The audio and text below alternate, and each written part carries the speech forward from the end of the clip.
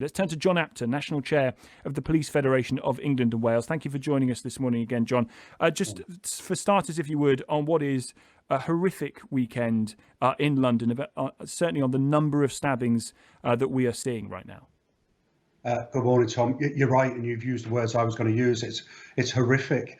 Behind every one of those attacks, there is a family, there is a victim. And my colleagues are out there, those police officers who are trying their absolute best to, first of all, prevent this and then bring those responsible to justice. But it is truly horrific, the level of violence that we've seen. And whilst people have been saying it's gang warfare, we've got to really get to the nub of what's happened. But it is truly horrific for everybody, a really worrying weekend of violence that we've seen. And unfortunately, knife crime it obviously got hit during the first lockdown when everybody stayed indoors, but actually it's been coming back much more over the last few weeks. Do you worry that as lockdown is lifted, we're going to see an eruption in knife crime, gang crime, this kind of violence?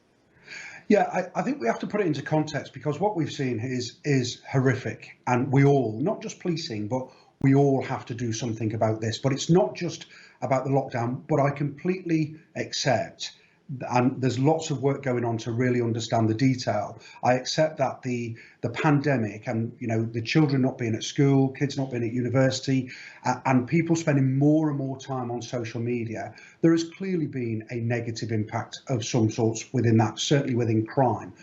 But before the pandemic, Tom, violent crime, especially knife crime amongst young people, certainly in inner city areas, was very high, and we were all trying to do something about it. I remember some time back, well before the pandemic, the then Prime Minister Theresa May held a knife crime summit, but nothing really seems to have come from that. It's about investment. It's about making sure that we give these kids opportunity, that we divert them away from a path of crime. But also it's about police officers having enough of them on the street to prevent and support these kids. And not just about visible policing patrols. Yeah. It's about being involved with the communities, working with some of the gangs who actually have moved away from crime, and working with policing and others to try and keep these kids on the straight and narrow. Well, it feels, John, as you say, it sort of feels like we've gone round the houses on this, and everybody is aware of the scale of the problem.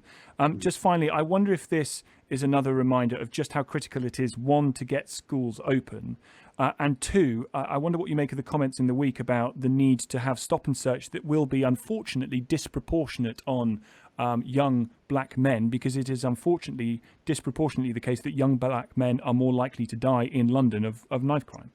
Absolutely. On the schools, first of all, Tom, look, the reality is a number of these young people who are involved in crime are not going to school anyway.